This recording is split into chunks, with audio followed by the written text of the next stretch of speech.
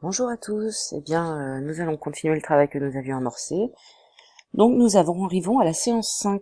Alors la séance 5, c'est le début du médecin volant. Ah, moi j'ai pas mon livre parce que je l'ai laissé en classe, mais j'ai trouvé le texte gratuitement sur internet parce que Molière est désormais libre d'accès.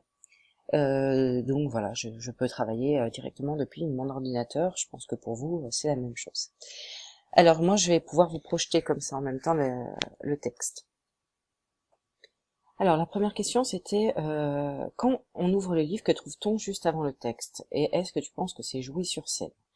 Donc ce qu'on trouve avant le texte, ici, c'est écrit médecin volant comédie, acteur, et Valère amant de Lucile, Sabine cousine de Lucile, Sganarelle valet de Valère, Gorgibus père de Lucile, René valet de Gorgibus, Lucile fille de Gorgibus, et un avocat.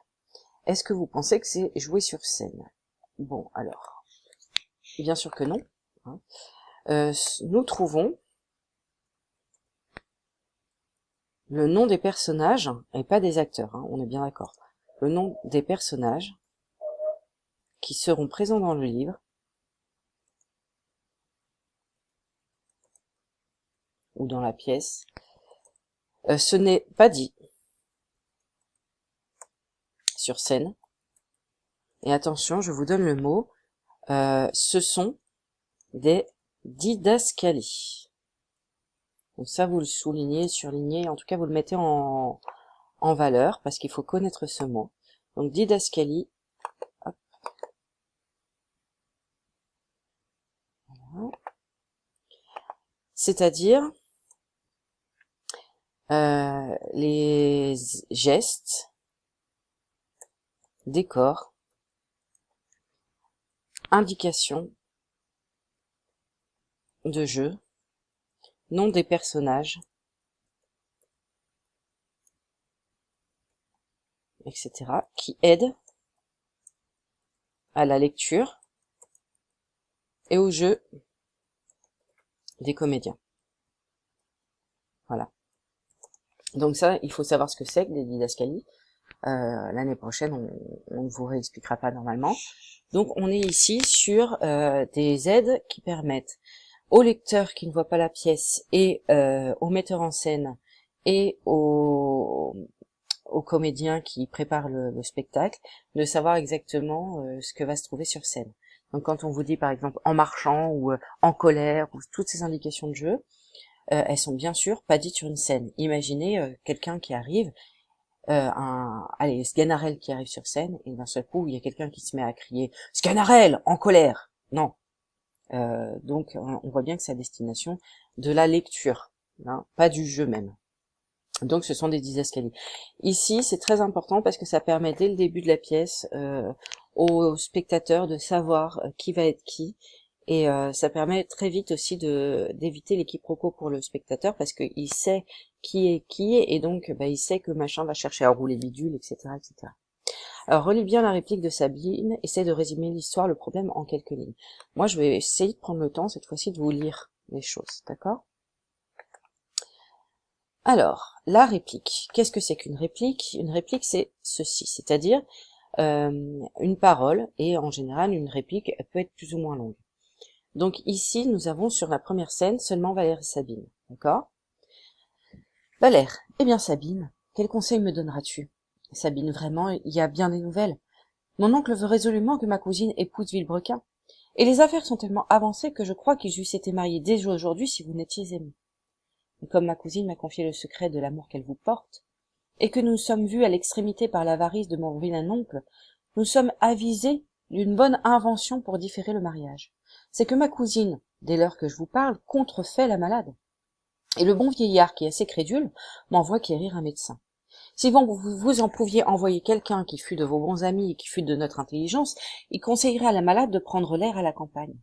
Le bonhomme ne manquera pas de faire loger ma cousine à ce pavillon qui est au bout de notre jardin, et par ce moyen vous pourriez l'entretenir à l'insu de notre vieillard, l'épouser et le laisser pester tout son sou avec Villebrequin. Mais le moyen de trouver sitôt un médecin à ma poste et qui voulut tant hasarder pour mon service, je te le dis franchement, je n'en connais pas un. Je songe une chose. Si vous faisiez habiller votre valet en médecin, il n'y a rien de si facile que de à duper que le bonhomme. C'est un lourdeau qui gâtera tout, mais il faut s'en servir faute d'autre. Adieu, je vais le chercher. Où diable trouver ce maroufle à présent, mais le voici tout à propos. Alors, pourquoi je vous avais demandé de résumer un petit peu la chose, c'est parce que vous voyez bien que le langage de Molière, eh bien, il date. Hein.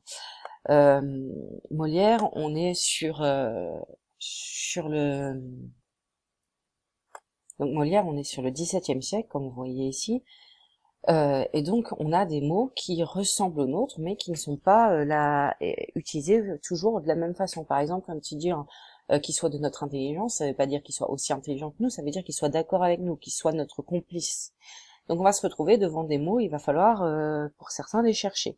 Et donc vous êtes très certainement retrouvés devant quelques difficultés, mais bien entendu, dans ces cas-là, n'hésitez pas à utiliser votre dictionnaire. Alors, ce que dit Sabine indique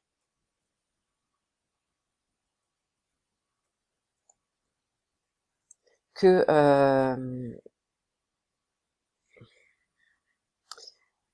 sa cousine devrait être mariée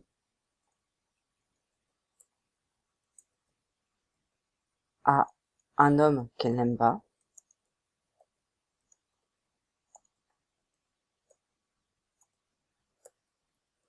Elles ont repoussé le mariage en faisant croire qu'elle était malade.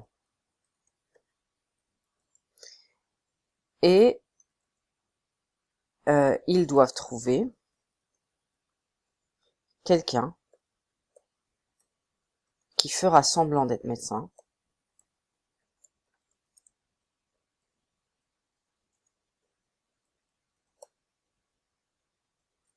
pour éviter ce mariage. Chez Molière, il y a souvent des histoires d'amour et des histoires d'amour qui sont difficiles à accepter. Alors, on a énormément de choses à dire sur Molière, c'est pour ça que je suis désolée de pas être en présence avec vous.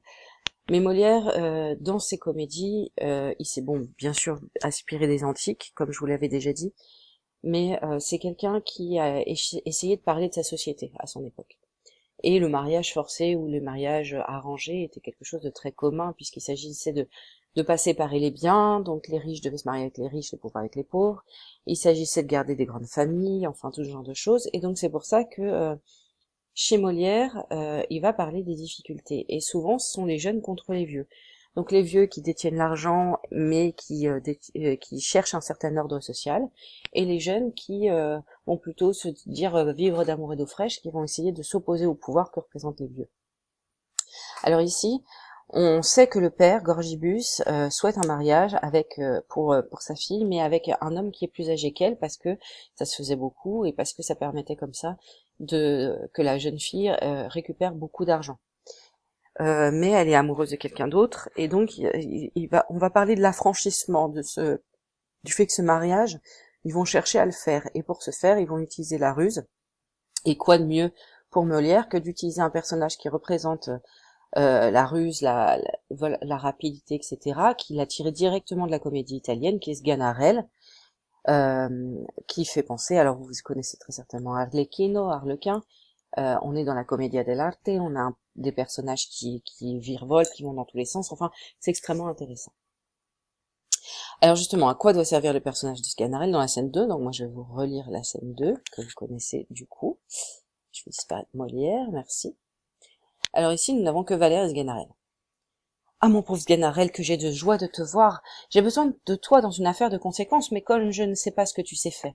Ce que je sais faire, monsieur, employez-moi seulement en vos affaires de conséquence, en quelque chose d'importance. Par exemple, envoyez-moi voir quelle heure il est, à une horloge. Voir combien le beurre vaut au marché, abreuver un cheval, c'est alors que vous connaîtrez ce que je sais faire. C'est pas ça, c'est qu'il faut que tu contrefasses le médecin. Moi, médecin, monsieur, je suis prêt à faire tout ce que vous plaira, mais pour faire le médecin, je suis assez votre serviteur pour n'en rien faire du tout.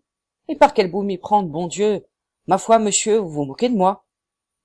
Si tu veux entreprendre cela, va, je te donnerai 10 pistoles. Ah!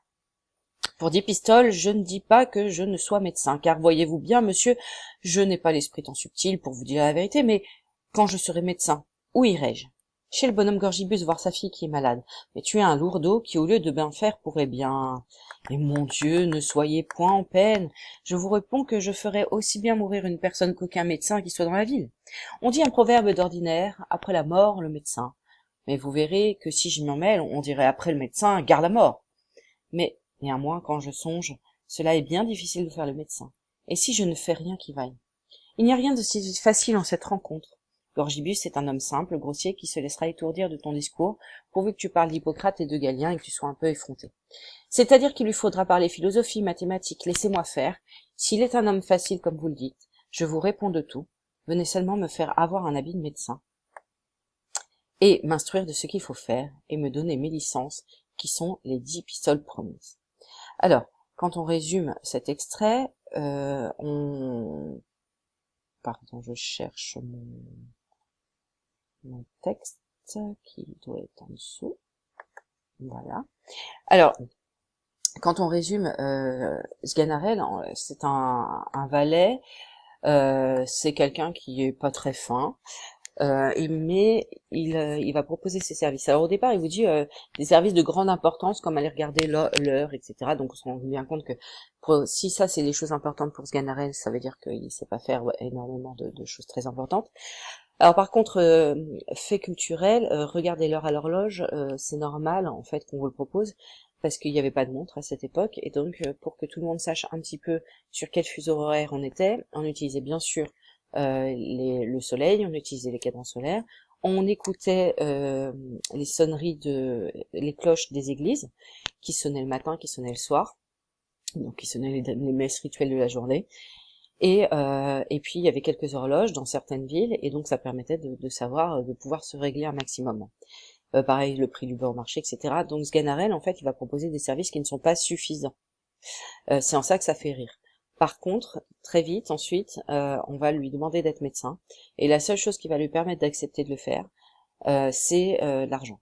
Sganarelle est un personnage vénal qui aime l'argent. Donc il va pouvoir faire toutes les ruses pour de l'argent. Donc Sganarelle doit contrefaire, ça veut dire imiter le médecin. Il le fera pour de l'argent. Alors, toutes ces paroles qui sont autour de gare à la mort, etc., qui sont autour du médecin, il faut savoir que Molière, il a un rapport très particulier avec les médecins. Dans la plupart de ses textes, il s'en moque.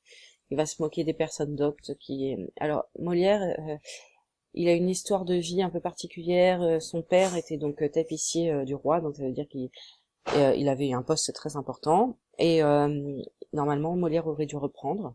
Il s'est affranchi, il a dit à son père qu'il préférait jouer, ce qui n'était pas du tout quelque chose de facile. Alors déjà, aujourd'hui, c'est pas forcément évident de dire qu'on va être comédien, mais à cette époque, c'était pire, puisque il n'y avait pas de théâtre subventionné. Il s'agissait d'aller dans les foires, de passer de place en place pour gagner de l'argent. Donc autant vous dire que c'était pas quelque chose avec une sécurité de l'emploi. Et puis il avait commencé un peu des études de droit, mais bon voilà, il s'est affranchi de tout ça. Et en fait, surtout, il a une mère qui est morte quand il était jeune, et on dit que son rapport à la médecine serait lié au fait qu'il a vu des médecins qui ont pratiqué des choses sur sa mère, qui ne l'ont pas du tout sauvé, et donc il aurait une sorte de vengeance à prendre les concernant, disant notamment que un médecin en fait gagne de l'argent, mais c'est tout ce qu'il en fera. Donc pour lui, faire imaginer une ruse autour d'un médecin, ça permet de se moquer encore plus des médecins. Je vais changer de capsule et on se retrouve juste après.